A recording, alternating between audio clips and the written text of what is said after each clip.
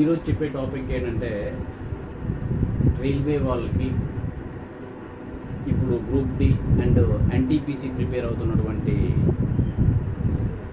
విద్యార్థులకు ఇది basics language అని నేను చెప్పగలను. ఎందుకంటే అంత ఎక్కువ నాలెడ్జ్ అనేది నేను ఇవ్వలేకపోవచ్చు. కొంచెం బేసికల్గా ఇప్పుడిప్పుడే కొంతమంది కొత్తగా ప్రిపేర్ అయ్యే వాళ్ళు, చిన్నగా నెమ్మదిగా ప్రిపేర్ అవుతున్న వాళ్ళకి నేను చెప్పేటటువంటి క్లాస్ ఉపయోగపడుతుందనే ఉద్దేశంతో నేను పెడుతున్నాను. సో ఏదైనా మీకు ఇందులో తప్పుగా అనిపిస్తే దీన్ని క్షమించగలరు. సరే, నేను ఈరోజు చెప్పే టాపిక్ ఏంటంటే తెలుగులో ఎక్కువగా చెప్తాను, తెలుగు మీడియం కాబట్టి. ఈరోజు చెప్పే టాపిక్ ఏంటంటే నిష్పత్తి.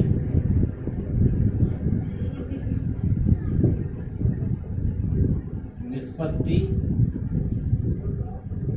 అనుపాతము. నిష్పత్తి అనుపాతము ఇది దీంట్లో నుంచి బేసికల్గా నేను చెప్తుంటాను. దీన్ని ఎక్కువగా ముందుకు తీసుకుపోతే దాన్ని ఒక 2-3 డేస్ ఈ టాపిక్ చెప్దాం అనుకుంటున్నాను. ఓకే, ఆ నిష్పత్తి అనుపాతం. నిష్పత్తి అంటే మనకి ఇంగ్లీష్లో రేషియో అని ఎక్కువగా మనం వాడుతుంటాము. ఓకే, అనుపాతము అంటే ప్రపోర్షనాలిటీ.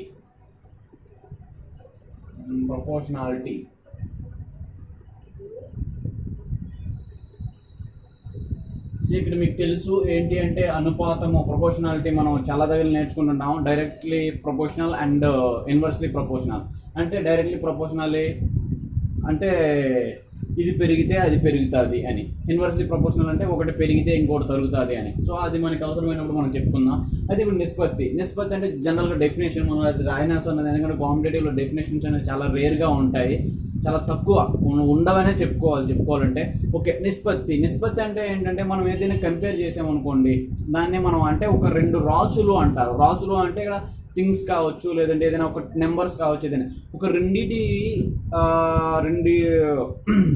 రాశుల మధ్యన పోల్చి చెప్పడాన్ని మనం ఇక్కడ నిష్పత్తి అంటాము. అంటే ఇప్పుడు సపోజ్ ఒక క్లాస్ ఉంది, ఒక క్లాస్లో బాయ్స్ ఎంతమంది, గర్ల్స్ ఎంతమంది. సపోజ్ బాయ్స్ 9 మెంబర్స్ ఉండి గర్ల్స్ 18 మెంబర్స్ ఉన్నారు అనుకోండి. వాట్ ఇస్ ద రేషియో అంటే 9:18 అంట. అప్పుడు ఏమవుతుంది అంటే 9:18 అంటే 9 1 జా 9 2 జా 1:2 రేషియోలో ఉన్నారు. అంటే ఈ విధంగా రేషియో అనేది, అంటే రేషియో అంటే నిష్పత్తి అంటే 2 రాసుల మధ్య పోల్చి చెప్పడాన్ని మనము ఏమై అంటామంటే నిష్పత్తి అని అంటాము. ఓకే, అయితే ఇప్పుడు మనకి ఈ నిష్పత్తిని ఎక్కువగా మనం ఎక్కడ స్టార్ట్ చేస్తాం సార్ అంటే బేసిక్ లాంగ్వేజ్గా, అదే బేసిక్గా చెప్తున్నాం కాబట్టి A:B మనం జనరల్గా రాసుకుంటాం. అయితే A:B అంటే ఇక్కడ ఏ అనేదాన్ని పూర్వపదము అంటారు, పూర్వపదం అని అంటారు. ఇక్కడ బి అనేదాన్ని పరపదం అంటారు, పరపదం అంటారు. ఏ అనేదాన్ని పూర్వపదం, బి అనే పదాన్ని అంటే ఇది ముందుగా ఉంది కాబట్టి పూర్వాయన అంటే మనకి గుర్తుంచుకోవడం కోసం బి అనేదాన్ని పరపదము అంటారు. అది ఇప్పుడు మనం ఏమని చెప్తున్నాము అయితే, ఇప్పుడు మనకి ఎగ్జాంపుల్గా సపోజ్ ఒక ఎగ్జాంపుల్ సింపుల్గా ఉండేది 120 సెంటీమీటర్స్ అండ్ 70 సెంటీమీటర్స్ మధ్య నిష్పత్తి ఎంత, మధ్య నిష్పత్తి ఎంత అని అడిగారు అనుకోండి. అప్పుడు మనం ఏం చేస్తాము, 120:70 అనేది రాసుకుంటాము. సో ఇది సింపుల్గా దీంతో క్యాన్సిలేషన్ అవుతుంది. ఆల్రెడీ మనకి 0 క్యాన్సిలేషన్. సో ఆన్సర్ ఎంత వచ్చింది అంటే 12:7. దిస్ ఈజ్ ద సింపుల్గా ఉన్నటువంటి ఒక రేషియో. మధ్య నిష్పత్తి ఎంత, రేషియో ఎంత అంటే ఇది సింపుల్గా చేస్తాం 12:7. అయితే మనకి ఇప్పుడు విలోమ నిష్పత్తి, ఇక్కడ ఇది నిష్పత్తి గురించి చెప్పామమ్మా. నిష్పత్తి ఇక్కడ విలోమ నిష్పత్తి అనేది చిన్న కన్ఫ్యూజన్ ఉంటుంది. సో అది సింపుల్గానే ఉంటుందిలేండి, వినండి. విలోమ నిష్పత్తి అంటే ఏంటి అంటే ఇప్పుడు A:B యొక్క విలోమ నిష్పత్తి ఆర్ ఇన్వర్స్లీ ప్రపోర్షనల్ యొక్క విలోమ నిష్పత్తి ఎంత అని అడిగారు అనుకోండి. నిష్పత్తి ఎంత అని అడిగితే అప్పుడు ఏం చేస్తాం సార్, దీన్ని మనం విలోమ అనగానే 1/A:1/B అని రాసుకుంటాం. ఇప్పుడు దీన్ని సింపుల్గా మనం క్రాస్ మల్టిప్లికేషన్ చేసి అనొచ్చు, లేదంటే ఇంకోలా కూడా చెప్పొచ్చు. ఫస్ట్ ఆఫ్ ఆల్ సింపుల్గా ఉందని మనం నేర్చుకుందాం. ఇప్పుడు ఇలా ఉంది కాబట్టి ఇది ఏమవుతుంది అంటే B:A. ఇక్కడ మనకి ఏంటి రెండు రాసులు మాత్రమే ఉన్నాయి కాబట్టి A:B అండ్ దీని యొక్క విలోమ నిష్పత్తి అంటే 1/A 1/B అంటే రేషియోగా మార్చుకుంటాం. మీకు అర్థం అవడం కోసం క్రాస్ మల్టిపుల్ అని చెప్పాను, అంటే 1/B 1/A. సో B:A అని సింపుల్ గా డైరెక్ట్ గా కూడా మనం చెప్పొచ్చు. A:B యొక్క విలోమ నిష్పత్తి అంటే దానికి ఆపోజిట్ లో చేస్తున్నాం కాబట్టి B:A. యాక్చువల్ గా ఇక్కడ ఏం జరుగుతుంది సార్ విలోమ నిష్పత్తి అంటే, ఒకసారి ఇది మెథడ్, ఇది అవసరం లేదు బట్ చూడండి. ఇక్కడ ఏమవుతుంది అంటే రెండింటికి యొక్క మనం LCM తీసుకుంటాం. LCM ఏమవుతుంది, ఇక్కడ ABA అవుతుంది, ఇక్కడ AB అవుతుంది. ఇక్కడ ఆల్రెడీ A ఉంది కాబట్టి ఏమవుతుంది B, ఇక్కడ ఆల్రెడీ B ఉంది కాబట్టి ఏమవుతుంది A. అంతే కదమ్మా. A అని అంటే కింద డినామినేటర్ లో ఉందంటే దీనికి B లేదని అర్థం. B పైన వేసుకుంటాము. ఇక్కడ B ఉంది కాబట్టి A లేదు.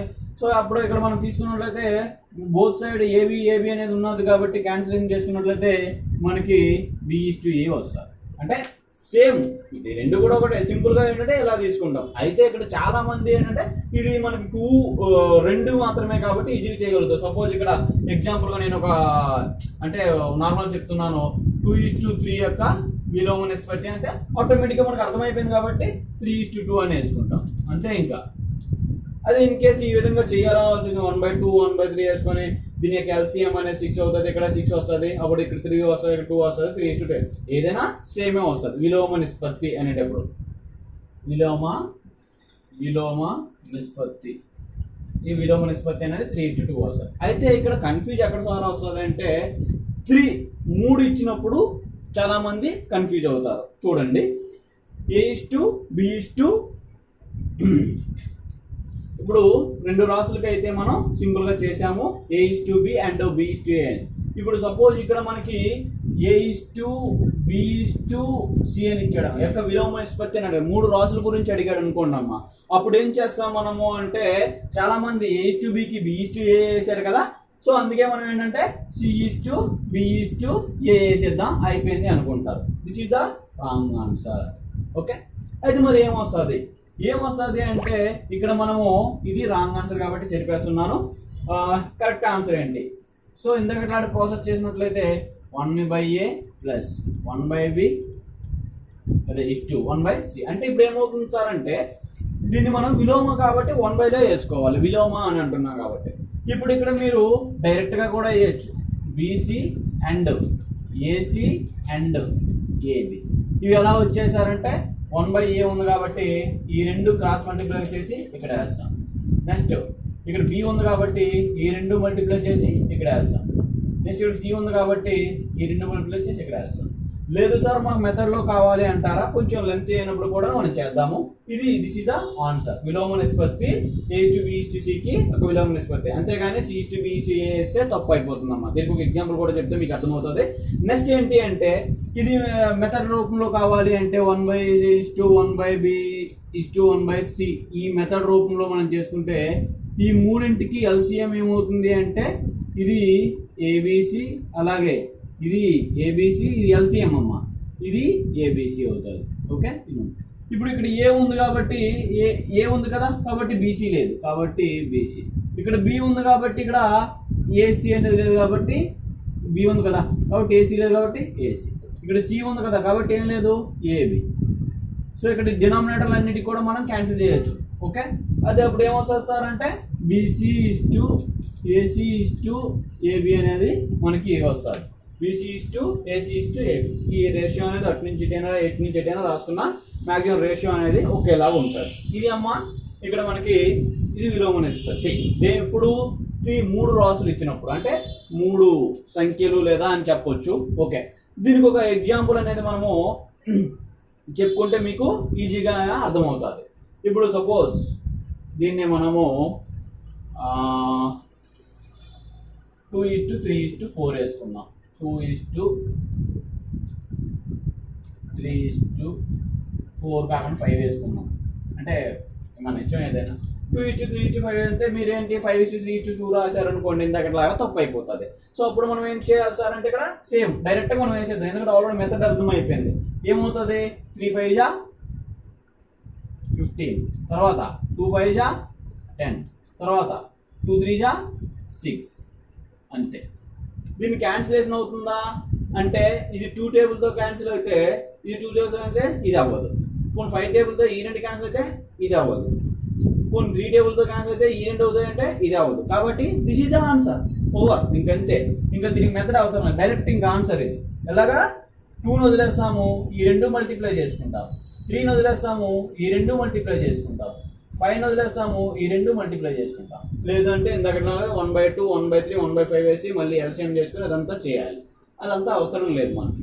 ఓకే, ఎందుకంటే మనం ఇది కాంపిటేటివ్ ఎగ్జామ్. సో ఎంత తక్కువ టైంలో మనం ఆన్సర్ చేయగలిగితే అంత బెనిఫిట్ అనేది మనకి వస్తుంది. ఓకే, ఇప్పుడు ఇది ఇంకా దీని గురించి అంటే విలోమ నిష్పత్తి ఇది మనం చెప్తున్నామమ్మా. 2 రాసులు ఇస్తే ఎలా చేయాలి? ఇప్పుడు 2 రాసులు ఇస్తే ఆల్రెడీ చెప్పేశాను కదా. 3 రాసులు ఇస్తే ఇంకొకటి మీ ఓన్గా మీ సాటిస్ఫికేషన్ కోసం ఏంటంటే ఏదో ఒక దాన్ని మీ అంతటి మీరు దాన్ని ఎగ్జాంపుల్ ఇచ్చుకొని చేసుకున్నట్లయితే మన ప్రాక్టీస్ అనేది పెరుగుతుంది.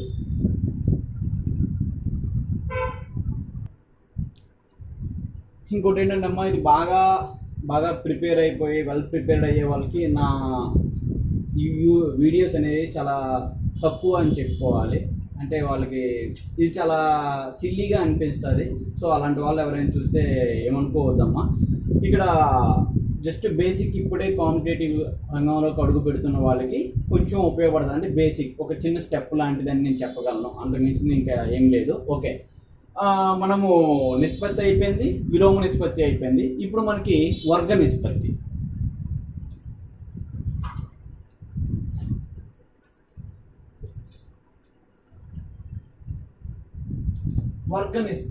వర్గ నిష్పత్తి అంటే డైరెక్ట్గా జస్ట్ ఎగ్జాంపుల్ A/B యొక్క వర్గ నిష్పత్తి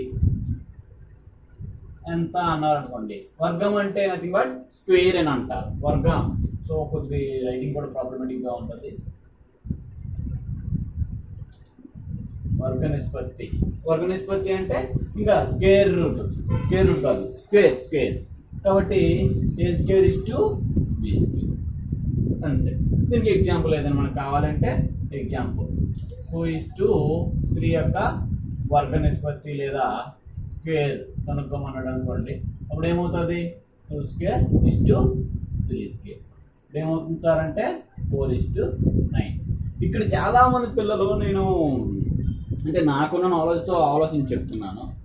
ఎక్కడైనా వాళ్ళకి ఏదైనా 4/9 రాగానే ఇది క్యాన్సిల్ అవ్వదమ్మా, క్యాన్సిల్ అవ్వదు. కానీ చాలా మంది పిల్లలు ఏం చేస్తారంటే ఇది 2 ఇది 3 అని చెప్పేసి క్యాన్సిల్ చేసి 2/3 ఆన్సర్ అనేది వేస్తుంటారు. ఇది చాలా తప్పు. ఎందుకంటే ఇది 2 అది రెండో టేబుల్తో రెండో ఎక్కంతో తెగుతుంది. ఇది 3 మూడో ఎక్కంతో తెగుతుంది. రెండు కూడా ఒకే ఎక్కంతో ఒకే టేబుల్లో క్యాన్సిలేషన్ అయితేనే మనము సింప్లిఫై చేస్తాం. సో ఇలా చేస్తే ఏమవుతుంది? తప్పు అయిపోతుంది. 2 3 అవి స్క్వేర్ రూట్లు. 2 3 అని అప్పుడు ఇది ఎప్పుడు మనకి రైట్ అవుతుంది సార్ అంటే 4/9 అనేది రూట్ ఇస్తే అప్పుడు మీకు 2/3 ఇస్తే కరెక్ట్ ఆన్సర్. 4/9కి 2 వేసి 3 క్యాన్సిల్ చేసేసి 2/3 అని వేస్తే that is the wrong answer. ఎందుకంటే ఇది రెండో ఎక్కంతో తెగుతుంది, ఇది మూడో ఎక్కంతో తెగుతుంది. అది ఎలాగా? కుదరదు. చాలా మంది పిల్లలు ఇది చేస్తున్నారు, తప్పు. ఇది ఎప్పుడు కుదురుతుంది సార్ అంటే స్క్వేర్ రూట్కి ఎప్పుడు కుదురుతుంది. ఎందుకంటే ఇది 2 రాయొచ్చు, 3 రాయొచ్చు. సో అప్పుడు స్క్వేర్ ఆ రూట్కి పోతుంది కాబట్టి 2/3 ఇది కరెక్ట్ ఆన్సర్. చాలా మంది ఇక్కడ అలాగే మళ్ళీ చాలా దగ్గర 16/25 వస్తే 4/5 అనే వేస్తుంది. ఇది జనరల్గా ఇచ్చినప్పుడు 4 5 అని ఎలా క్యాన్సిల్ చేస్తాము? ఇది 4 టేబుల్లో ఉంది, 5 టేబుల్లో ఉంది. అప్పుడు ఇది తప్పు. ఎప్పుడు మళ్ళీ ఇది కరెక్ట్? 16/2 ఇలా ఇస్తే మళ్ళీ అది 4 కరెక్ట్. సో మ్యాక్సిమం ఇక్కడ చాలా మంది చేసే తప్పు ఏంటి అంటే అది అంటే బేసిక్గా ఉండేవాళ్ళు ఎక్కువ పూర్తిగా మ్యాథ్స్ అనేసి పక్కన పెట్టేసి సైన్స్ స్టూడెంట్కి వెళ్ళిపోతుంటారు చూడండి. అలాంటి వాళ్ళు ఎక్కువ ఇలాంటి చిన్న చిన్న తప్పులు చేస్తారు. సో ఇలాంటి చిన్న తప్పు అయినా మనకి ఆన్సర్లో ఇవి కూడా ఉంటాయి కదమ్మా, అప్పుడు ఏమవుతుంది? తప్పు అవుతుంది కదా. అందుకే కొంచెం గమనించుకోండి. ఓకే, ఇది 2² 3² 4:9. ఓకే, వర్గ నిష్పత్తి అయిపోయింది. ఇప్పుడు వర్గ మూల నిష్పత్తి.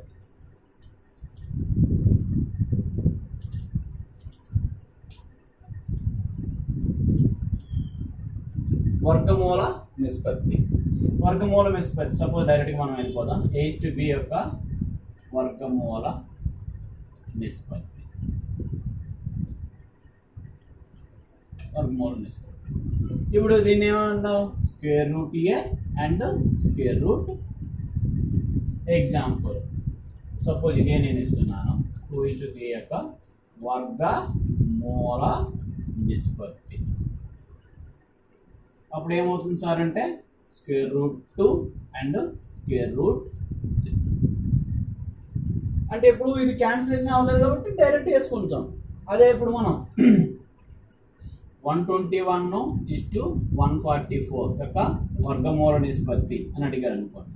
వర్గమూల నిష్పత్తి అని అడిగితే ఇప్పుడు ఏం చేస్తాము? √121 √144. ఇప్పుడు √121 అంటే ఎంతమ్మా? 11. √144 అంటే ఎంత? 12. ఇక్కడ మనము ఎవరమైనా సరే, ఎంత గొప్ప వాళ్ళమైనా సరే, ఈ స్క్వేర్ రూట్లు, క్యూబ్ రూట్లు అండ్ స్క్వేర్స్ అండ్ క్యూబ్స్ అనేవి ఒక 25 వరకు నేర్చుకున్నట్లయితే మనకు స్పాంటేనియస్గా మనం ఆన్సర్ అనేది ఇమీడియట్గా చేయగలుగుతాం. ఈ 121 అనేది ఎక్కడ వస్తుంది అని ఆలోచించే పని లేకుండా సింపుల్గా వేయగలుగుతాం. This is the answer. ఈ 121 140 వరకు. ఎప్పుడైనా అది మీకు ఎంత పెద్ద నెంబర్ ఇచ్చినా సరే అది క్యాన్సిలేషన్ కాలేదనుకోండి, అలా వదిలేస్తారు. అదే వర్గమూలం. వర్గమూలం అంటే స్క్వేర్ రూట్ అని వస్తుంది, వర్గము అంటే స్క్వేర్ వస్తుంది. అది చూసుకోండి. ఒకవేళ వర్గమూలం అయిపోయింది, ఇక్కడ మీకు క్యూబ్ ఇచ్చాడు అనుకోండి. క్యూబ్ రూట్ అంటే మీకు తెలిసి ఉంటుంది, అది కొంచెం హై లెవెల్ అవుతుంది. మనకు ప్రస్తుతం ఇక్కడ వరకు చాలు. బహుళ నిష్పత్తి.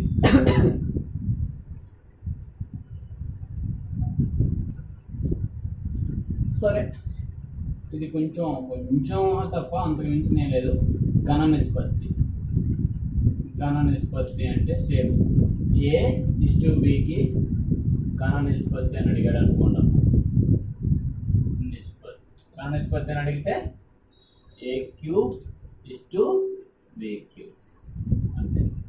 ఎగ్జాంపుల్ ఇప్పుడు 2:3 ఘన నిష్పత్తి అని అడిగాడు అనుకోండి. అప్పుడు ఏమవుతుంది? 2³ 2³ అంటే 2 × 2 × 2 3 టైమ్స్ కదా, అంటే 8. 3³ అంటే 3 టైమ్స్, 3 × 3 × 3 3 3 जा 9 9 3 जा 27. Which is the answer. ఘనమూల నిష్పత్తి. ఘనమూల నిష్పత్తి. ఘనమూల నిష్పత్తి. ఇక్కడ ఏమవుతుంది అంటే A/B ఘనమూల నిష్పత్తి. ఘనమూల నిష్పత్తి ఏమవుతుంది అంటే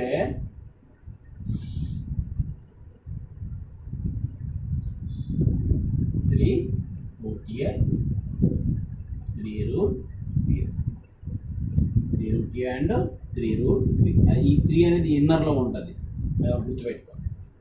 ఇన్నర్లో ఉంటే మీనింగ్ ఏంటి, ఇన్నర్లో లేకపోతే మీనింగ్ ఏంటి? ఇప్పుడు చూడండి అమ్మా, 3√A అనే దానికి అలాగే 3√A అనే దానికి చాలా డిఫరెన్స్ ఉంటుంది. ఇది ఒక వేరియబుల్ అవుతుంది, ఇది ఒక వేరియబుల్ అవుతుంది. జనరల్గా వేరియబుల్ అంటే ఒక అంకె అని కూడా మనం చెప్పుకోవచ్చు మనకు అర్థం అవడం కోసం. ఇదంతా కూడా ఒక వేరియబులే. 3 అనేది దీని లోపల ఉంటే ఇదంతా ఒక వేరియబుల్. ఇలాగైతే ఇది సపరేట్ వేరియబుల్. అది చాలా మ్యాథ్స్లో అలాంటి చిన్న లింక్స్ అనేవి ఉంటాయి, అది మనం గుర్తుపెట్టుకోవాలి. ఓకే, సో దీనికి ఎగ్జాంపుల్ సపోజ్ ఇదే ఇచ్చాను అనుకోండి. 2:3 యొక్క ఘనమూల నిష్పత్తి. అప్పుడు ఇది ఏమవుతుంది సార్ అంటే 3√2 అండ్ 3√3 అవుతుంది. ఇంకంతే. అదే కొంచెం క్యాన్సిల్ అయినేసింది ఇచ్చాను అనుకోండి. ఇది 1 ఇది 2గా తీసుకుంటాం. 8 27 ఇచ్చామనుకో. అప్పుడు ఇది ఏమవుతుంది? 3√8 3√27. ఇది దీన్ని ఇప్పుడు ఏం రాయొచ్చు సార్ అంటే 2³ అని రాయొచ్చు, (1/3). దీన్ని ఎలా రాయొచ్చు కదా. ఇది 3³ అని రాయొచ్చు, (1/3) అని రాయొచ్చు. అప్పుడు ఈ 3కి క్యాన్సిలేషన్ అవుతుంది, ఈ 3కి క్యాన్సిలేషన్ అవుతుంది. ఆన్సర్ ఏం మిగులుతుంది అంటే 2:2. సో ఇది ఘన మూల నిష్పత్తి. నెక్స్ట్ ఏంటి సార్ అంటే బహుళ నిష్పత్తి.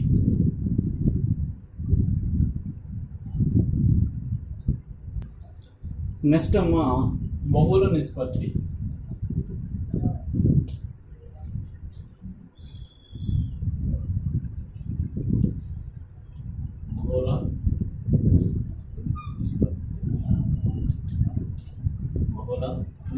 బహుళ నిష్పత్తి అంటే రెండు లేదా అంతకంటే ఎక్కువ నిష్పత్తుల సమ్మేళనాన్నే మనము బహుళ నిష్పత్తి అంటారు.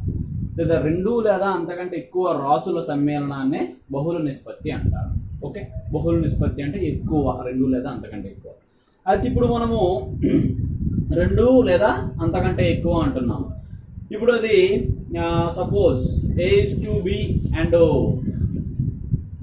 C:D అలా ఎక్కువ ఇచ్చాడు అనుకోండి. అంటే ఇప్పుడు చూడండి, దీనికి ఎగ్జాంపుల్గా చెప్తున్నాను. A:B అలాగే A:B, C:D and E:F and F G కదా, G:H యొక్క బహుళ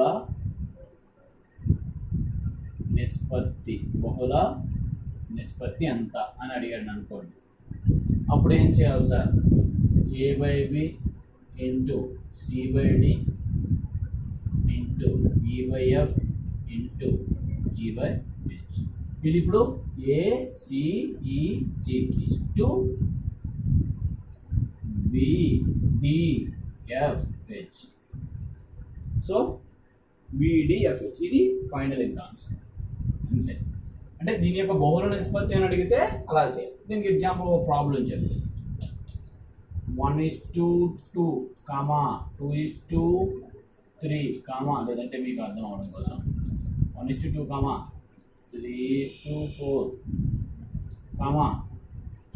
5:6, సరిపోతారండి, మూడైనా సరిపోతుంది, అర్థమవుతుంది కదా. 1/2 ఇంటూ 3/4 ఇంటూ 5/6. సో దీన్ని 1 into 3, 3 into 5, 15. 15/2 4 8, 8 6 48. 15:48. ఇది సింప్లిఫై చేయడానికి మనకు అవ్వదు కదా, కాబట్టి 15:48. దీన్ని మనము బహుళ నిష్పత్తిగా చెప్పుకుంటాం. ఈ ప్లేలో ఏది ఇచ్చినా సరే మీరు అలా చేసుకుంటారు, అది బహుళ నిష్పత్తి. బహుళ నిష్పత్తి యొక్క ఆ విధంగా బహుళ నిష్పత్తి అంటే చేస్తాము. కొంచెం ప్రాబ్లం చెప్తానా.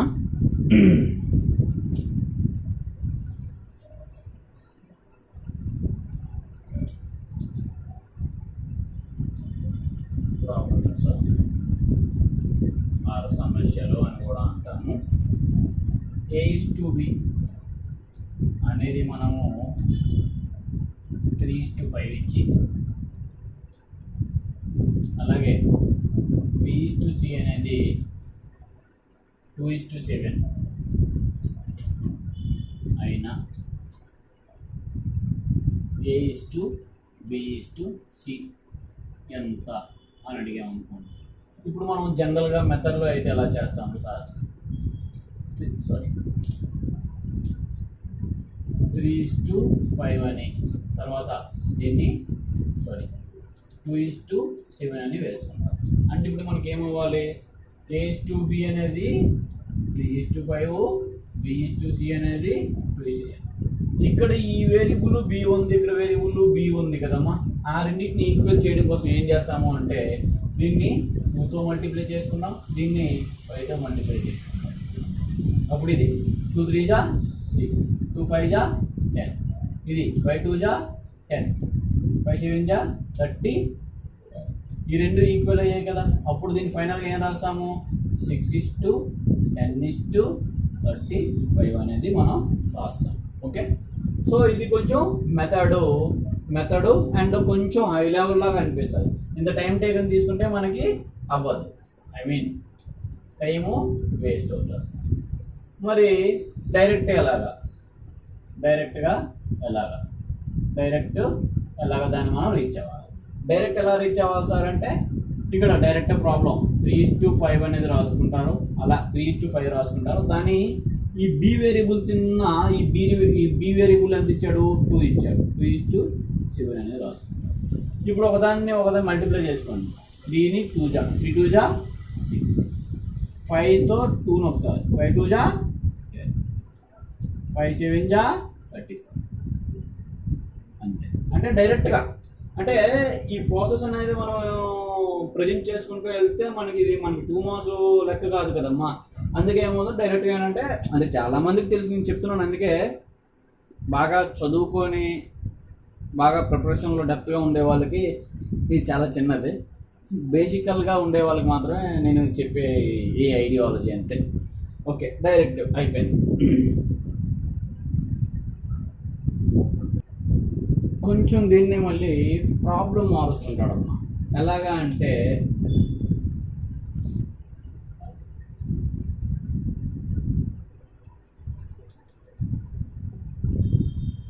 (2a = 3b, 5b = 7c, 5b = 7c అయినా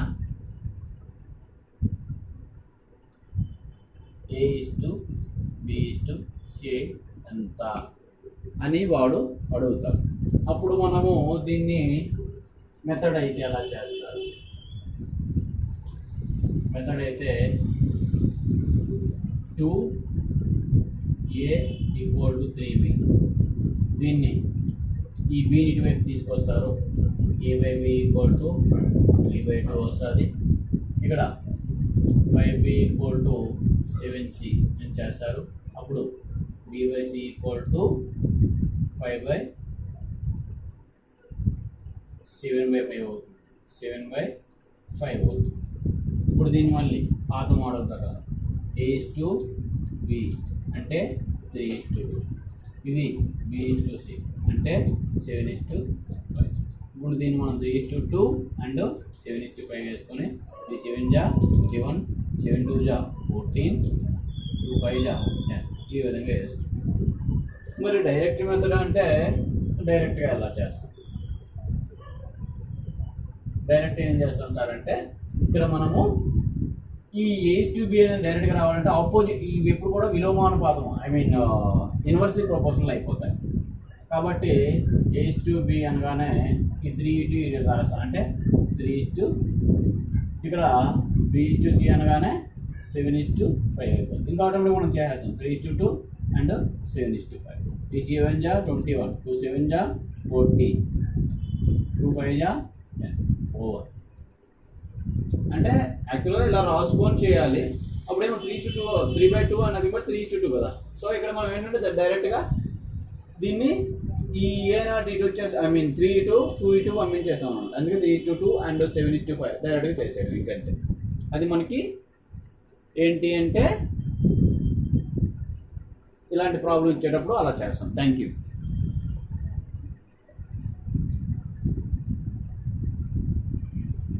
ఇంకా ఎక్కువ కొంచెం ప్రాబ్లమ్స్ ముందుకు వెళ్ళడానికి నేను ప్రయత్నిస్తాను.